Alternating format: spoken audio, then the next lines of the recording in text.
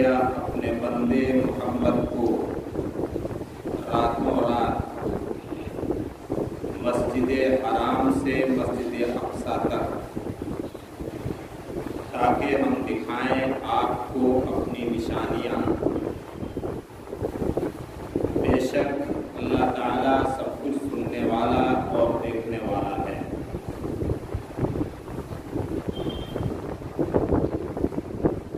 حمد و ثنا، تعریف و توصیف، بڑائی، بزرگی، کبریائی، پاکی، عظمتیں اور بے عیبی سب کچھ اللہ رب العالمین کے لیے ہے، جو اپنی ذات و صفات میں اکیلا اور بے مثال ہے۔ وہ کائنات کی تمام چھوٹی بڑی مخلوق کا تنہا اور اکیلا پیدا فرمانے والا اور سب کی ضروریات کی چیزیں فراہم اور مہیا فرمانے والا ہے۔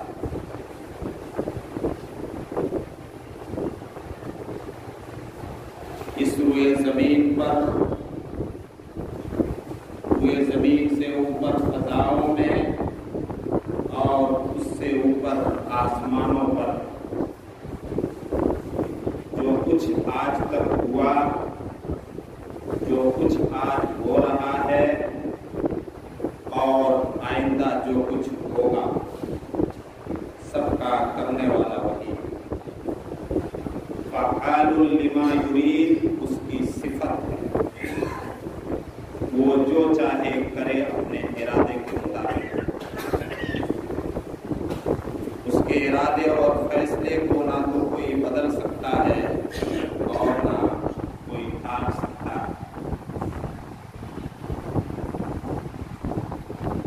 جو اللہ، جو معبود اتنی بڑی طاقت کا مالک ہے، ہم اسی سے لو لگاتے ہیں، اسی سے دعا و مناجات کرتے ہیں، اسی سے فریاد کرتے ہیں۔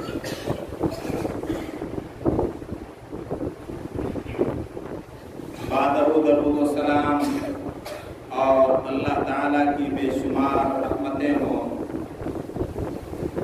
تمام انبیاء کرام پر، خاص طور سے جناب محمد رسول اللہ پر، آپ کے آل و اصحاب پر اور اللہ کے ان تمام نیک بندوں پر جو اس دنیا سے رخصت ہو چکے ہیں۔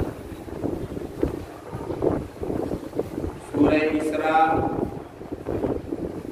یا سورہ بنی اسرائیل کی پہلی آیت خطبہ مسنونہ کے بعد مع ترجمہ پیش کی گئی ہے۔ ترجمے میں آپ نے سنا کہ اللہ رب العالمین نے اس آیت میں دو مسجدوں کا تذکرہ فرمایا۔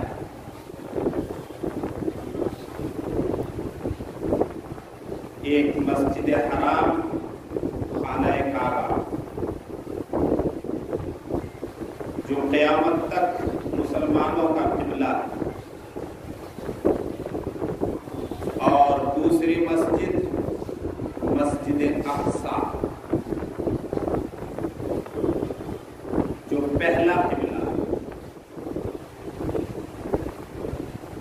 جس کی طرف آپ صلی اللہ علیہ وسلم اور آپ کے رفقا اور اصحاب 16 یا 17 مہینے تک رخ کر کے نماز پڑھتے رہے، باجماعت نماز فرض ہونے کے بعد۔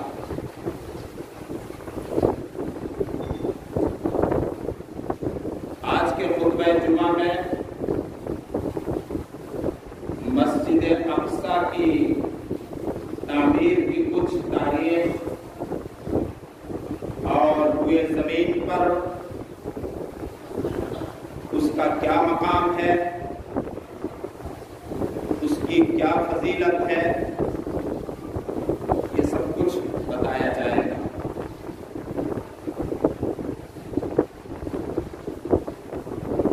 اللہ رب العالمین رات کے ایک چھوٹے سے حصے میں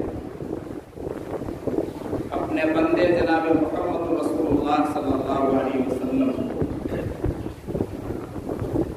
مسجد حرام سے مسجد اقصی تک لے گیا اور سیر کروایا. یہاں تک کا سفر اسرا کہلاتا ہے. اسرا کے معنی ہی ہوتا ہے رات میں لے جانا.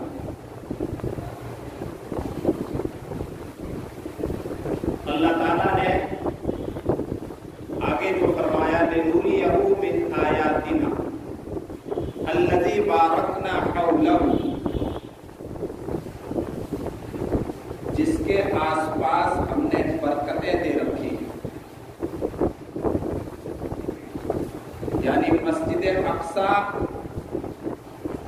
جس سرزمین پر ہے،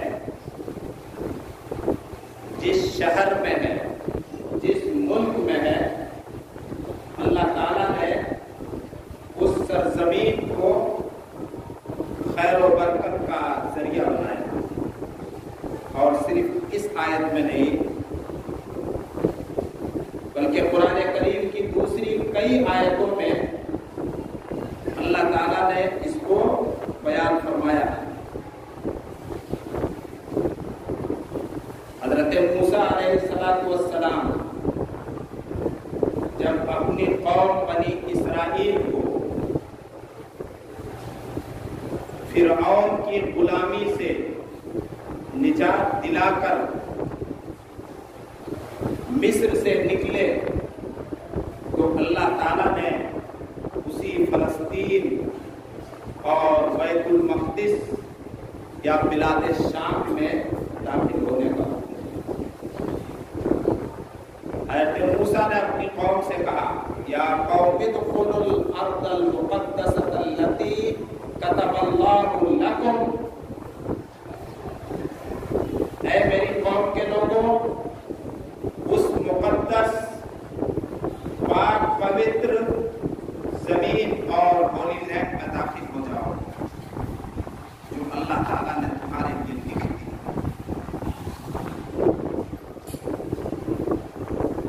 حضرت ابراہیم علیہ السلام جب اپنے وطن میں ستائے گئے اور لوگوں نے آپ کو جان سے نہ صرف مارنے کی کوشش کی بلکہ ارادے کے مطابق عمل بھی کیا، دہکتی آگ میں ابراہیم کو چھوڑنے کا فیصلہ کر لیا، تو اللہ تعالیٰ نے ابراہیم علیہ السلام کو اس آگ سے بچایا اور ابراہیم پر اور آپ کے بھتیجے لوط پر اور آپ کی بیوی سارا پر، ان تمام بزرگوں پر اللہ کی طرف سے رحمتیں اور سلامتی ہوئی. اللہ نے خاص احسان کیا وَنَجَّيْنَاهُ وَلُوطًا إِلَى الْأَرْضِ الَّتِي بَارَكْنَا فِيهَا لِلْعَالَمِينَ. توحید پرستی کی وجہ سے ابراہیم جب آگ میں جھونکے گئے اللہ نے بچایا اور اللہ تعالیٰ نے یہ احسان کیا کہ ہم نے ابراہیم کو اور لوط کو نجات دے کر اور بچا کر اس سرزمین پر پہنچا دیا جس سرزمین کو ہم نے باعث خیر و برکت بنایا ہے پوری دنیا کی. سورہ انبیاء کیا ہے؟ یہ سرزمین بلاد شام اور فلسطین کی سرزمین. قرآن کریم کی آیت کے مطابق سب سے پہلے جس نبی کا اس علاقے میں قدم پڑا وہ ابراہیم اور آپ کے بھتیجے لوط ہیں.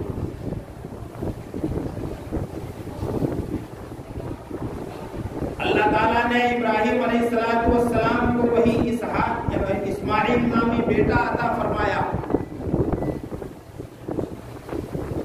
اسماعیل کی بھی پیدائش اس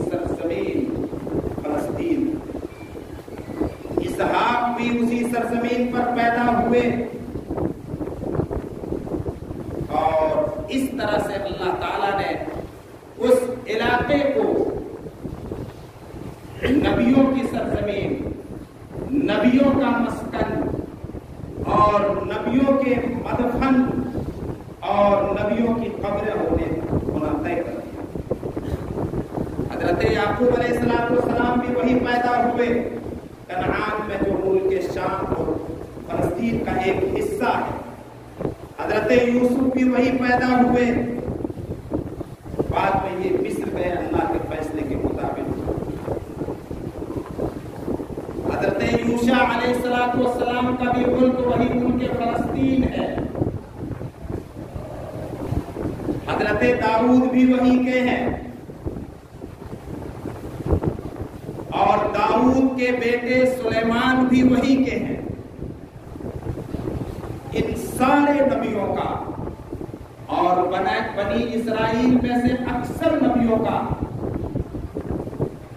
मौलिद, जाए पैदाइश और मदफन यानी दफन होने की जगह वही इलाका जो आज फलस्तीन के नाम से और बैतुल मक़दिस के नाम से जाना जाता है। उस सरजमीन को अल्लाह ताला ने बेशुमार, उस सरजमीन पर अल्लाह रब्बुल आलमीन ने बेशुमार बरकतें रखी। उस सरजमीन को अल्लाह ताला ने सुकून, करार और इत्मीनान और चैन की सरजमीन फरमाया। सूरह मोमिनून में मरियम और आपके बेटे ईसा अलैहिस्सलाम के तज़किरे में अल्लाह ने फरमाया, व आवैनाहुमा इला रबवतिन ज़ाति क़रारिन व मईन। हमने मरियम और मरियम के बेटे को एक बुलंद जगह पर, जो सुकून की जगह, इत्मीनान और तसल्ली की जगह थी और जहां पर जारी चश्मे थे, वहां पर ठिकाना। इसी सरजमीन पर अल्लाह ताला के हुक्म से दाऊद अलैहिस्सलाम ने मस्जिद अक्सा की तामीर शुरू। थोड़ा सा इसको समझ लीजिएगा। खाने काबा की सबसे पहले तामीर किसने की? नाम नहीं मिलता। तूफाने नूह में जब खाने काबा जमीन बोझ हो गया तो उसके बाद सबसे पहली तामीर इब्राहिम और आपके बेटे इस्माइल ने। दाऊद से पहले खाने काबा की तामीर के बारे में अहले इल्म की राय यही है, मस्जिद अक्सा के बारे में, कि जिस तरह से पहली तामीर खाने काबा की आदम ने की, उसी के 40 साल बाद मस्जिद अक्सा की भी तामीर आदम ने। मस्जिद अक्सा इसका नाम पड़ने से पहले इसको बैतुल कुद्स कहा जाता था। मोहतरम घर, इज्जत का घर। बैतुल्लाह का भी यही एक नाम है, अल बैतुल हराम, इज्जत और एहतराम का घर। हजरत अबू ज़र रज़ी अल्लाह ताला अन्हु की रिवायत करदा हदीस, आपने फरमाया कि हुए जमीन पर, जैसा कि कुरान में भी है, कि सबसे पहली मस्जिद खाने काबा बनाई, उसके बाद मस्जिद अक्सा, दोनों के दरमियान 40 साल का फासला है। ये अक्सा नाम अल्लाह ताला ने कुरान करीम में सूरह बनी इस्राइल की पहली आयत में दिया, और अक्सा के माने होता है दूर। चूंकि ये मक्के से 40 दिन की दूरी और मसाफत पर वाक़ है उस जमाने की सवारी के हिसाब से, इसलिए उसका नाम अल्लाह रब्बुल आलमीन ने खुद कुरान करीम के अंदर मस्जिद अक्सा। अल्लाह ताला के हुक्म से حضرت داؤد علیہ السلام نے اس کی تعمیر کرنا شروع کیا تو اللہ رب العالمین نے یہ حکم دیا کہ تعمیر کا کچھ حصہ سلیمان کے لیے بھی بچا کر کے چھوڑ دو، جو داؤد کے بیٹے ہیں سلیمان علیہ السلام۔ چنانچہ اس کی مکمل تعمیر حضرت سلیمان علیہ السلام نے اپنے زمانے میں کی۔ آپ اس کو کہہ سکتے ہیں تیسری تعمیر۔ اگر ان روایتوں کو اور باتوں کو صحیح مان لیں کہ پہلی تعمیر آدم نے کی، دوسری تعمیر داؤد نے، اور آخری تعمیر حضرت سلیمان علیہ السلام نے، کیونکہ حضرت سلیمان یہی کہتے بیت المقدس مسجد کو بھی کہہ دیتے ہیں، حالانکہ اصل بیت المقدس اس شہر کا نام ہے جس کو بائبل میں انجیل میں یروشلم کہا گیا ہے۔ اس مسجد کا کیا مقام ہے؟ نبی اکرم صلی اللہ علیہ وسلم کے زمانے سے لیتے ہیں کہ خانہ کعبہ کو قبلہ ٹھہرانے اور بنانے سے پہلے اسی مسجد کو اللہ تعالیٰ نے قبلہ بنانے کا حکم دیا، لیکن آپ کی دلی چاہت تھی کہ خانہ کعبہ قیامت تک کے لیے قبلہ ہو، اور آپ اس کے لیے آسمان کی طرف نظریں اٹھا کر کے دیکھتے کہ آسمان سے کوئی حکم آ جائے۔ قد نرى تقلب وجهك في السماء، اللہ نے فرمایا کہ آسمان کی طرف آپ کی نگاہوں کا اٹھنا دیکھ رہے ہیں۔ چنانچہ اللہ تعالیٰ نے عین نماز کے اندر خانہ کعبہ کو قبلہ بنانے کا حکم دیا۔ نمازی رکوع کی حالت میں تھے اور خانہ کعبہ کی طرف رخ کیا مدینہ منورہ سے، جو شمال اتر کی طرف، یہاں سے تو پچھم میں تھے لیکن وہاں سے اتر کی طرف۔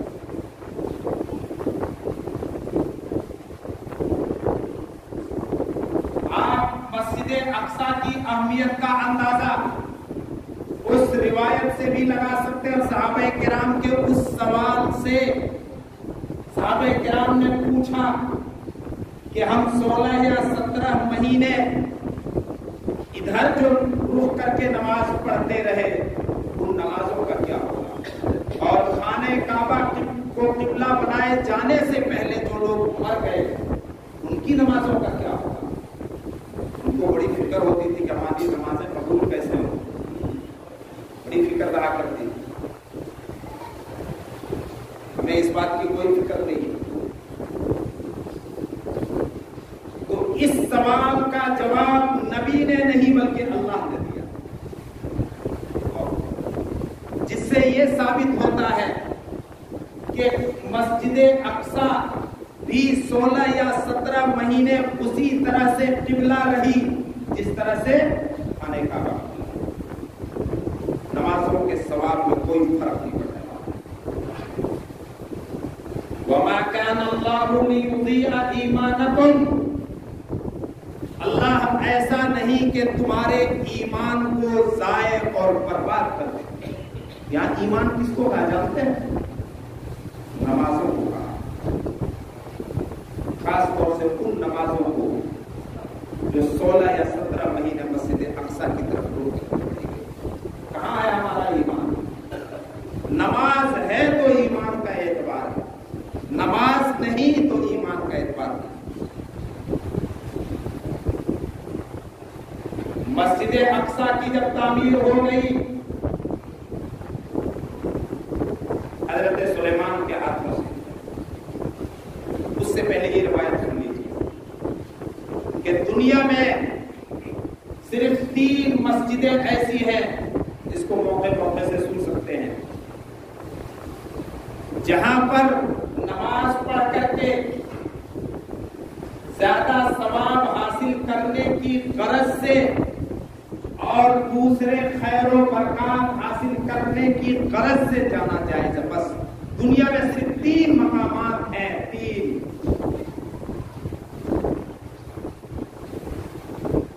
اور وہ تینوں کے تینوں مسجد ہیں. معاف کیجیے گا، کوئی بزرگ اگر کہیں بیٹھتا تھا یا کوئی بزرگ کی قبر ہو یا کوئی اور مقام ہو تو اس کی طرف ثواب حاصل کرنے کی نیت سے سفر کرنا اسلام میں یہ حرام ہے.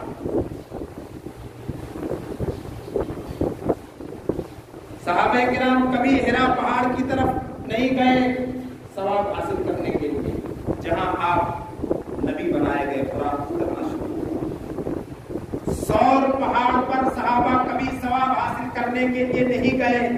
جہاں ہجرت کے موقع پر نبی اکرم صلی اللہ علیہ وسلم اور ابو بکر 2 دن چھپ کر کے رہے. کوئی مطلب نہیں. ثواب کے کام کیا ہے اسلام میں متعین ہے. ثواب کے مقامات کیا ہیں اسلام میں فکس ہے. ہم کہتے ہیں اس کام میں ثواب، اس جگہ میں زیادہ ثواب، یہ نہیں چلنے والا ہے اسلام. امت کو ایسا مسگائیڈ نہ کیا جائے. ارباب علم کی یہ ذمہ داری ہے، علماء کی یہ ذمہ داری ہے کہ امت کو بولی بھالی اور کہیے آگے بڑھ کر کے اس جاہل امت اب دین کی تعلیم سے جاہل ہے نہ کیا جائے. آپ صلی اللہ علیہ وسلم نے واضح فرما دیا ہے کہ دنیا میں صرف 3 مسجدیں ہیں، کوئی اور دوسری جگہ نہیں ہے. بار بار ریپیٹ کر رہا ہوں اس کو. وہ بھی مسجدیں جہاں پر تم سفر کر کے زیادہ ثواب پانے کے ارادے سے جاؤ. ان میں سے سب سے پہلی جگہ مسجد حرام، جہاں پر اسلام کا آخری بڑا رکن حج ادا ہوتا ہے، جہاں پر عمرہ کی عبادت ادا ہوتی ہے اور جہاں پر طواف کیا جاتا ہے. وہاں کی تمام نفلی عبادتوں میں سب سے اہم نفلی عبادت و طواف. ان طوافوں کو چھوڑ کر کے جو حج اور عمرہ کے حصے، جہاں پر ایک نماز کا ثواب دوسری مسجدوں کے مقابلے میں اللہ تعالیٰ نے 1 لاکھ نماز کا. اور دوسری مسجد مسجد نبوی ہے جو مدینہ منورہ میں ہے، جس کی زیارت مسنون عمل سنت سے ثابت ہے، جس میں 1 نماز کا ثواب 1000 نماز کا ثواب. مسجد اقصی میں نماز پڑھنے کا ثواب. اب اس کی باری آئی. عبداللہ ابن عمر رضی اللہ تعالی عنہما حدیث کے راوی ہیں. امام ابن ماجہ نے اپنی کتاب ابن ماجہ میں اس حدیث کو نقل فرمایا ہے کہ سلیمان علیہ السلام جب خانہ کعبہ کی مسجد اقصی کی، ہم لوگ واقعتاً مسجد اقصی سے اتنا دور ہو چکے ہیں اور اتنا ہم لوگوں نے بھلا دیا ہے مسجد اقصی کو کہ نام بھی اب زبان پر مشکل سے آتا ہے. جس طرح سے ہم دعائیں کرتے ہیں خانہ کعبہ میں حج کرنے کی، عمرہ کرنے کی، نماز پڑھنے کی، مسجد نبوی کی زیارت کرنے کی اور نماز پڑھنے کی، اسی طرح سے مسجد اقصی کی زیارت اور اس میں نماز پڑھنے کی بھی دعا کرنا چاہیے کہ یہ ہے سچی محبت مسجد اقصی. نبی کا یہ فرمان قیامت تک کے لیے. سلیمان علیہ السلام، بات لمبی ہو جائے گی، اس کو یہیں پر آج ختم کرتے ہیں. اتنی باتوں کو یاد رکھیں اور پھر مسجد اقصی کا کیا مقام ہے اور اس میں عبادت کرنے کا کتنا ثواب ہے وہ انشاءاللہ تعالی آئندہ جمعے کو